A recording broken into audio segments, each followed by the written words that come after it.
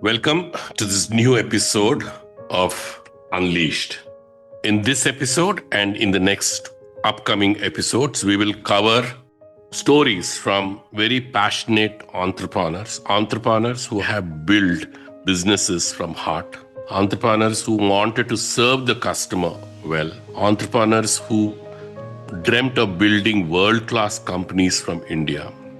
We reflect with this set of entrepreneurs who have built businesses with passion, who have been having ears close to the ground, constantly staying ahead of the customer needs, building products, services, and institutions that can deliver them consistently.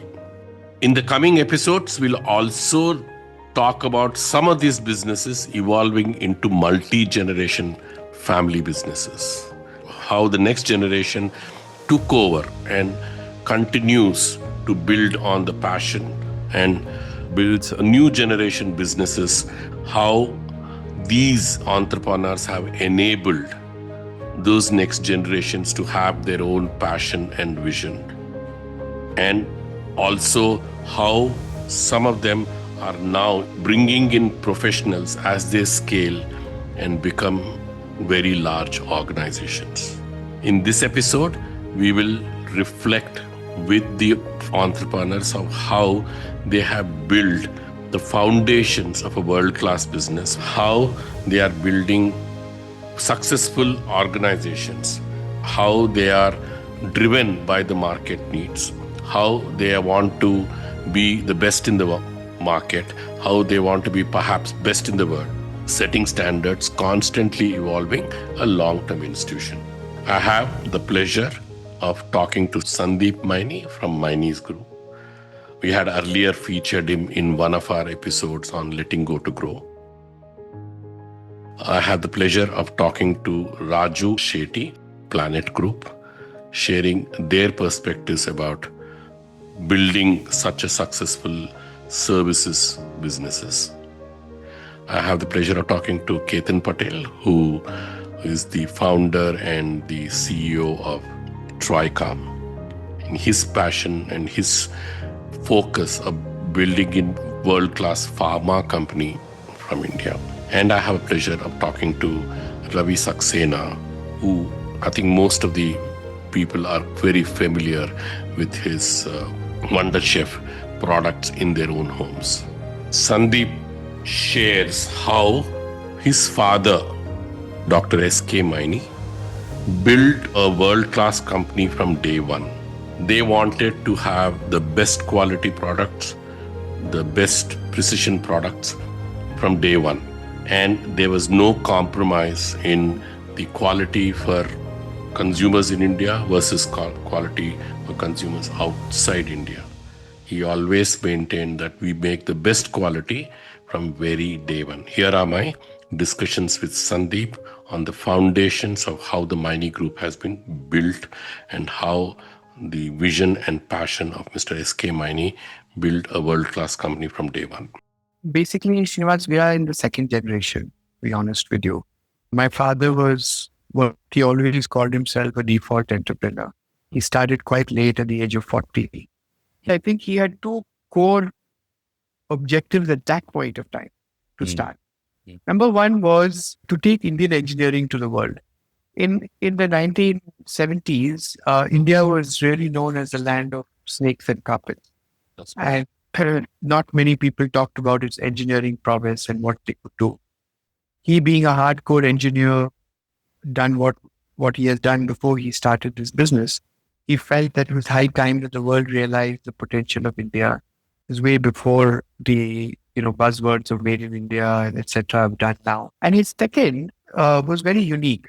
He realized that in India, due to economic situations and social conditions, many parents were not able to educate their children beyond a certain level, whether it was 10th standard or 12th standard at that level. And while these children and youngsters were very bright, they were not getting jobs anywhere because most companies asked for minimum qualification. And he really didn't believe in that as much as he believed in tapping talent and training. So his second objective was to give jobs to as many those who are unable to get jobs because of these circumstances, and create a platform so that the social unrest reduces, because most of these at that point of time, then started doing antisocial activities because they were not getting a job. So that were his two key objectives when he started. And he started with precision components in 1973. In fact, we just celebrated 50 years last week. So what did that lead to? That led to him wanting to export. So in 1982, we became the first company from India to export directly to Bosch in Europe and other countries. And later in 1991, we also became the first company to export to General Motors, even before Sundaram Fasteners did so at that point of time. And our export or international business in the 90s was 95% international. And we were making very, very high precision components assemblies for the Fortune 500 companies like General Motors, Ford. Now, of course, we do it for aerospace and other places. So that dream of his, that we need to build engineering competency, technology, design over here and send it out, was the core of his starting the business by giving employment to these people. So that's what he started off. Amazing. So I think Now, we have world over the class last- right from then, almost being world class. Exactly. At the beginning. Wow. Yeah. There was a very interesting incident when he was doing his first export to Bosch. He used to also export to Myco in Bangalore, which was a Bosch company. There was a very interesting incident where he went to inspect the first consignment in the factory, and he found the stuff lying in two areas. And so he asked, "What is this?" And he was told that, he said, "Sir, this is for Bosch in Germany and this is for Myco in India." So he asked a question, why? He said, because this has been 100% tested and this will have no problems. This could have something, but we'll manage with Myco. So the always Right? that India And can so- up with anything. Yeah.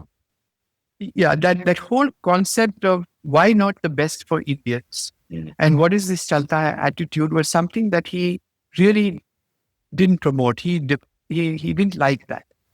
So he made it clear to them that there is one stores and I will come and choose any box which will go to Bosch or go to Myco.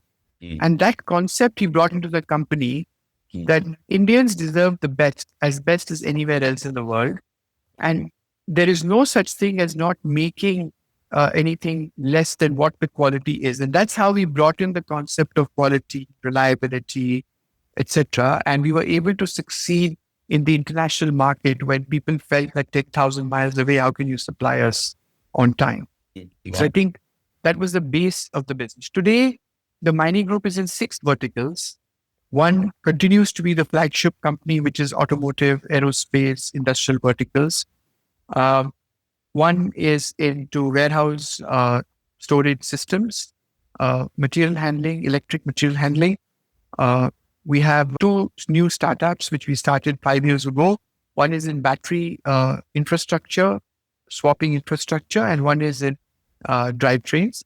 And in between this, we, of course, made the Reva and we sold it in 2019 to Mahindra. So that is the base of how we started. I have a pleasure of actually working very closely with the Planet Group, and Raju Shete energy always rubs off so positively on everybody around. In my conversations with Raju Shete shares how he has been building world-class company, best processes, greatest quality right from day one, and how even when they were very small, he didn't want to compromise at any cost the quality of service, and he wanted Indians to get the best quality like anywhere else in the world. I think at a very simplistic level, everybody comes with their own circumstance. Yeah. So partly the vision gets shaped from those experiences. I think that's one part. When you Vision for me is visualizing how you perceive a current and a future human challenge based on your past experience or what the past has taught you. And essentially, how you build. So you take the past, you take the present, you take your circumstance, you then align with something called your visualization of what human challenge do you want to address, and you feel good about that. And that perception and reality of that visualization as to what the real issue is and what the real issue is not, then gets translated into a, call it a business, call it an activity, call it a project, call it whatever you want. And then obviously you stay the course, and the theme could be anything. You could be in love with technology. You could be in love with people. You could be in love with hard assets, infrastructure, or whatever that is. Yeah. Whatever you think that you want to do to be able to alleviate your perceived understanding of the human challenge. Okay. So let's say in my case, I always thought that India was of course, it was always called a third world country because the people were called third country nationals. The term given to Indians internationally was third country nationals. That always bothered me. That was a very derogatory term. Correct. But even in contracts and tenders, they put third country national. Indians, Pakistanians, Sri Lankans, Filipinos, all the third world country. So obviously, one of the things to prove was I can come from here, but I can feed you guys in your own country. So that was a very personal agenda. And the second thing was to be able to say that, listen, very ordinary people can do some very extraordinary things. If you basically give them that sense of purpose and direction. So every waking day, they feel that they are not doing business or they're not working for a company, but it becomes their own dream to address that challenge. And you can do that in many ways. And one of the best ways to do it is walk the talk. Correct. Or do it. Right. So essentially, that's how I built it. I did not think too much from my father's side. I don't think it was a very plan, but he was connected to the heart. He was not connected with esoteric stuff of great mambo jumbo. It was basically helping people. That's all. Helping people, whether they were a client, whether they're your employee, whether it's a stranger, whether it's a vendor, whether it is XYZ, whether it's family, whether it's friends, whoever. And for me, that was fascinating because not for anything else, because it was a very simple thought. It wasn't a complicated thought. So that stayed with me. And that is why we got into the service business. So in the service of others, and everything that you do in the service of others.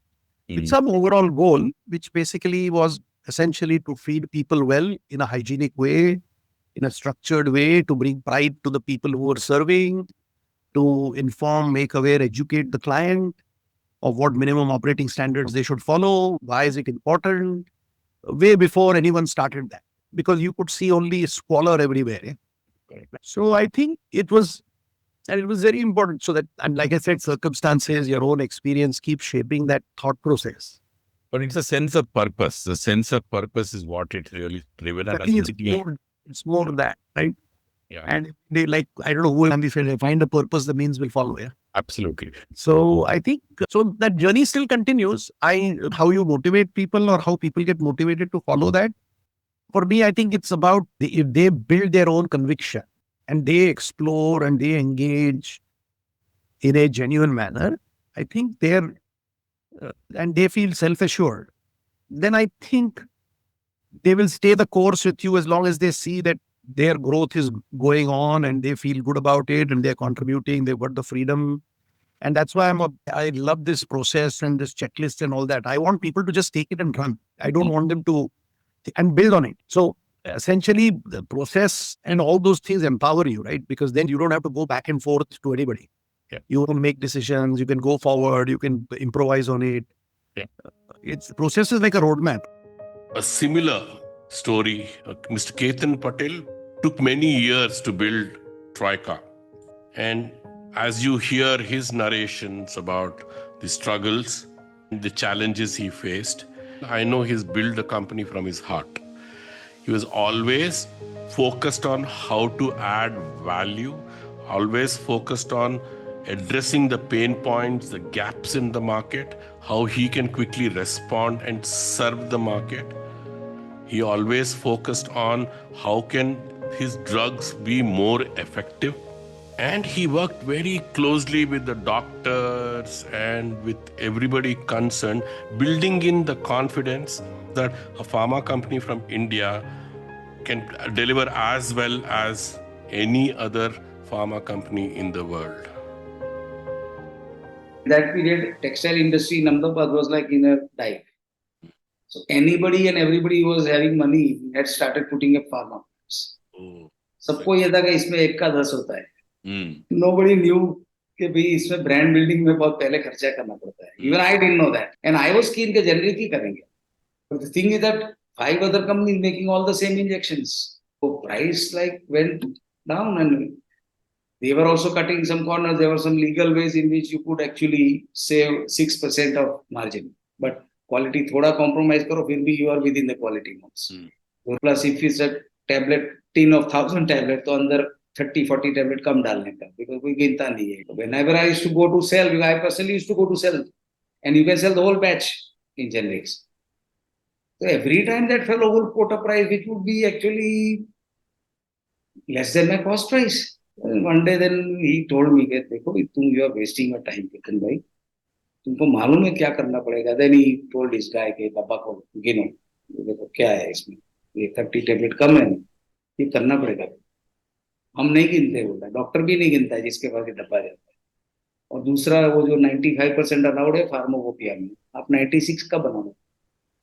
तो इधर से 4% लो, उधर से 4% लो, हो गया तुम्हारा.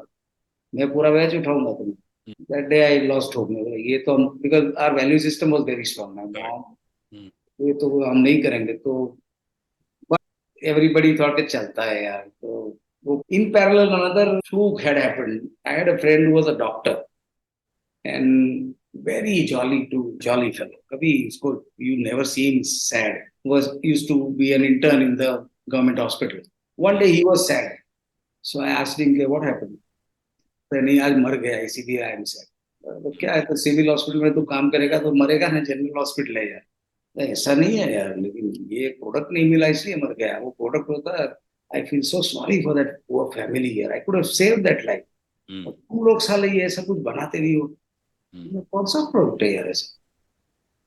तो he said, he called out a name, Pralidoxim aldoxime. I'd never heard of it. Being a gold medalist, that was the first step. I said, what is it? It is an antidote to pesticide poisoning. People drink Baygon T20 and they die by the dozens. And this antidote comes from Japan, Sumitomo. उसका consignment का ठिकाना नहीं होता है. 2 महीने मिलता है, 1 महीने नहीं मिलता है, 1 महीने में सब मर जाते हैं. Rang a bell in my mind. I said, can you get me the box? The next day he got me. And then I checked the books and went to the library, studied.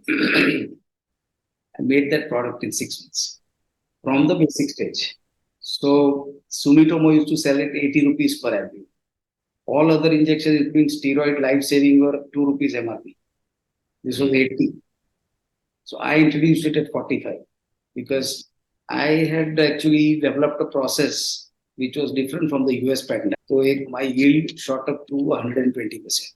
So I didn't need a network of marketing because this was a short supply item. Dealers from all over the country used to come to our office to pick up and go.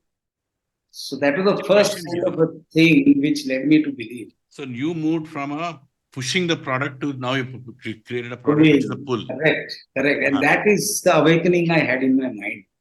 We have to now because I don't have the muscle to put up a marketing team. So let me reverse engineer first in India. And with my knowledge and sound academics, I could make it. So then we made a whole range of injections for open heart surgery. They were all coming from Australia and England. It was difficult to sell, but because limited number of targets were there those days. Open heart surgery was being done at 15-20 places. So I used to personally go and meet the open heart surgeons and one by one convince them. They were also worried Dr. Devi Shetty, incidentally, I had met.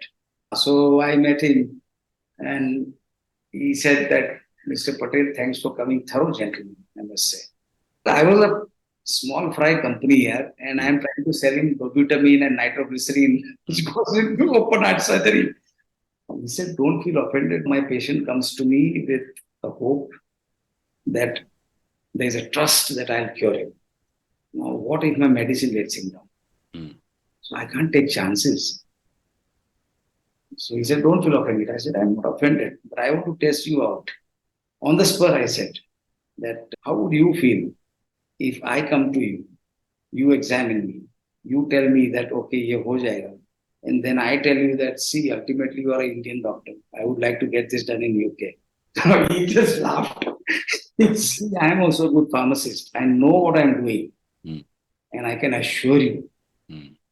So you really build it with passion, with a lot of trust, with a lot of, I think also you learned and you think you started creating standards. Yes. You also didn't want to be like, you wanted to be somebody very unique, trustworthy, Yes. values. It's a really strong company. Yes, foundations. Another incident happened about 2.5 years after that, 3 years after that. As I told you, I have met thousands of doctors in the field because that inadequacy was there. I have to learn perfectly so that I can then come up with good strategies and I know what my medical reps also, what is their mindset, how much is their tolerance, how much are the troubles they are facing. I can empathize as well as be a disciplinarian.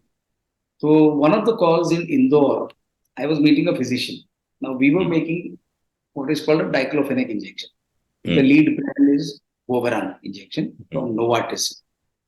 And Woveran injection is the most potent painkiller by the injectable route in India. So today also almost more than 2 crore doses are administered every month. Any surgery, morning, evening, 4 doses. Now, Novartis was the brand leader. There were 27, 28 Indian companies, including Troikaa. Novartis had 85% market share. Wow. 15% was with Ram or Gaham. So, my pride was that my product quality is as good as Woveran injection. And I used to do this with passion. Doctors used to see that I'm an MPharm and all, so they used to get engaged in technical discussions. But one of the doctors was very blunt. After I completed my detail, he said, Mr. Patel, you said your product is as good as Novartis, right? I said, yes, of course. We take all the care. We use the best drug and the excipients and additives, processes. He said, so do you know that this Novartis injection causes tremendous pain at site of injection? I said, but it's a painkiller. He said, that's what? You're a pharmacist, you don't know that? Again, it was a slap on my head. I said, kya baat karta hai ye doctor? Nobody has told me this. So on the way back home, I used to travel by bus then. So enough time to think. It was a night bus, I remember. Whole journey I was thinking, that day again, I thought we should make a painless. So again, I analyzed that product, found out what are the additives, what is the quality of the drug they're using. उसमें से एक basic theory मेरा आया कि इसका एक solvent है बहुत pain cause करना चाहिए because it has got that inherent properties. I checked the pharmacology and everything. So I tried to make it without that solvent and we succeeded. And because of that, it started giving painless injections, almost not very painless, but near painless. धीरे-धीरे चलने लगा वो तो. What really learning from you is how you always thought about customer, what is the discomfort, and you brought it back into your product. You're always thinking how it is being put to use. Is it being delivered? Is it being used? Is he getting the benefit? Is it comfortable? Is it less harmful? No side effects? And I think you're continuously thinking about that. Customer, always. Not just pushing any drug onto them and say, through your muscle power. And that's a very unique story. Ravi Saxena again built a company from passion, addressing the gap in the market. How do you make cooking a pleasure? How do you make convenience? How do you productize different solutions that will help cooking to be a pleasure? He's again driven, continuously evolving so many SKUs they have built, constantly looking at what the market needs. I launched the core businesses of Sodexo in India, which was food service or corporate catering, where we managed canteens for companies, industry, offices, schools, colleges, and hospitals. So that became a very large business. Again, I started with a proper business and financial strategy, good leadership teams. I picked up all my chefs from five-star hotels because catering in India used to be very disorganized. Right. And I interviewed those people. They didn't know Excel. They didn't know anything financial. And catering is a financial business because the variable cost every day is 60%. And you can lose everything if you don't manage it properly. And then you start cutting corners. Yeah. And within 6 months, you're fired as a caterer. So there was no respect for caterer in India. We made it respectable. We hired chefs from five stars who were well educated. We had to pay them more. But we built a team which was amazing. And we just sweep the pace, swept away all the business, all IT and BPO firms, which were just coming up in those days, in late 90s, early 2000s. So Dixo was their only choice. And good corporate hospitals were coming, the Leelavatis, the Fortis, who were then professionalizing their kitchen and, marrying it with nutrition and dietitians. So amazing success. And then finally, when I was turning 40, I thought I've started 10 businesses for others. If I want to do something on my own, this is the time. Otherwise, I won't have a long enough runway to build the company. So this was also the time of the financial crisis. Our group didn't want to keep investing in hotels and unrelated businesses. So I thought maybe say signal and we should try something on my own. So I sat back and thought, what are my strengths? I didn't want to do businesses which are competing with my ex-employers. At the same time, since professionally, I had seen a lot of good appliances in the Troikaa segment, in restaurants, hotels, catering. By profession, I am an electronics engineer. So I understood the technicality behind some of these products. And I always wondered that why these products are so good in the Troikaa segment, but at home, the very same products, they don't even last 6 months. You buy a good non-stick pan, and 6 months the coating goes off. Yeah. You buy a mixer grinder, in 6 months you lose its blades, and then you keep running after this for repairs. I thought that maybe if we can do something with good quality, it might work. So I thought it makes sense. But let's talk to the customer, which has been my goal of success. So I went around and I met about 200 homemakers in about 10 cities across India, north and southwest. And that if you want to change something in your kitchen, what would it be? Unsurprisingly, non-stick cookware came up as the first. But the other thing was that the mixer grinder, which is the highest penetrated item in India, about 42% of Indian homes have a mixer grinder. Rest don't even use a single appliance as yet. Yeah. And the number two appliance was penetrated only 7%. So there was such a huge gap. So which is why every company, when they start something in the kitchenware, they start with a mixer grinder. So people said that, there is this mixer grinder, but they are all the same. You just move the button 1, 2, 3 speed. But what is the point? It's the same output. They're steel jars. We cannot see what is happening inside. We have to keep our hand on the lid, otherwise it will fly out. And they're so big. We don't need so big. Can they be compact? Because now we are introducing other appliances also slowly in the kitchen. So I said, okay, let me get back to work on these two aspects. And basically, we managed to create the finest non-stick cookware of India. There was technology behind it. There was process behind it, which the Italian companies, German companies were following, and companies in India were not following. So we followed those processes, and we got a very fine quality. And whereas brands used to give a guarantee of 6 months, we gave a guarantee of 2 years on our pans, and they still lasted. And it was a game changer. We got to be known for our pans. And then I developed this product called NutriBlend, which became a game changer in our industry.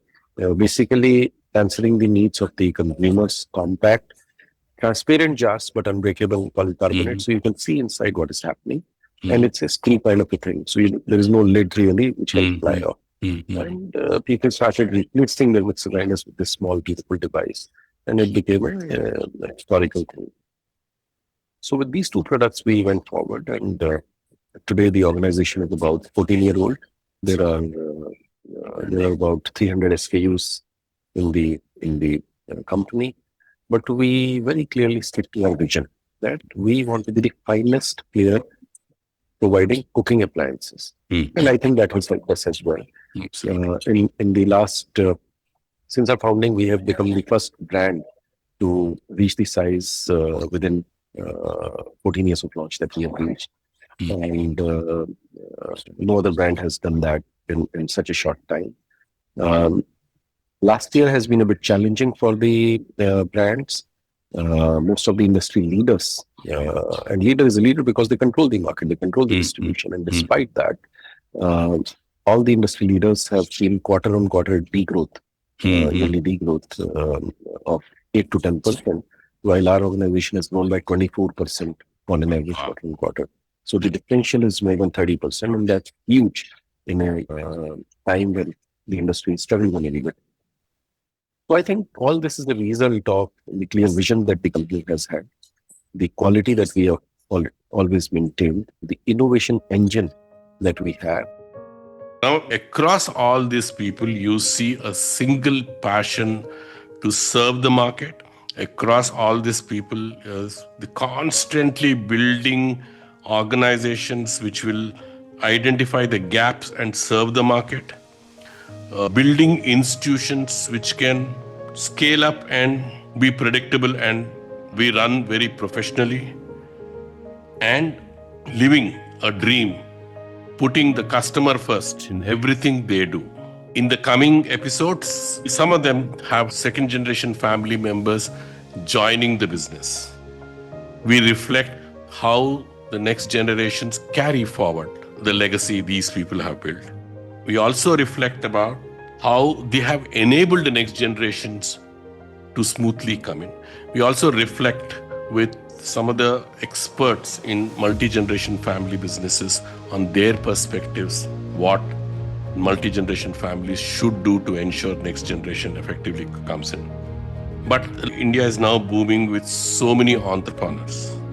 The purpose of this episode and the next episodes is for those entrepreneurs to learn from these people's journey how to build with a vision, how to have customer first, how to be world class, how to build long-term institutions, how to bring in professionals to scale up and to be world class.